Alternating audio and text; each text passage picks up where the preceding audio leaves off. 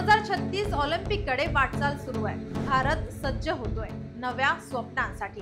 भारत सरकारकडून 2036 ऑलिम्पिकसाठी मोठं पाऊल उचलण्यात आलं आहे।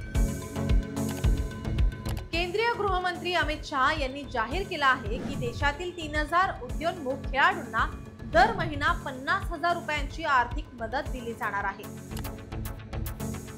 ऑलिम्पिकमध्ये भारताचा सहभाग अधिक प्रभावी करण्यासाठी घेण्यात आला आहे। या योजनेमुळे आर्थिक अडचणींमुळे मागे राहणाऱ्या खेळाडूंना मोठा आधार मिळणार आहे।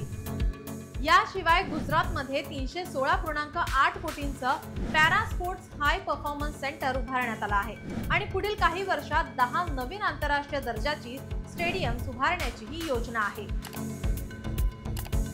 याबद्दल अमित शाह म्हणाले, भारताला 2036 ऑलिम्पिकमध्ये पदतालिकेत टॉप 5 मध्ये आणणे हे आमचं लक्ष्य आहे। या उद्दिष्टासाठी खेळाडू, प्रशिक्षक, तंत्रज्ञ, पोषण तज्ञ आणि मनोवैज्ञानिक या सर्व पातळ्यांवर सरकारी गुंतवणूक वाढवली जात आहे। ही माहिती तुम्हाला कशी वाटली आम्हाला कमेंट बॉक्समध्ये नक्की कळवा आणि आमच्या सोशल मीडिया प्लॅटफॉर्मला नक्की फॉलो करा।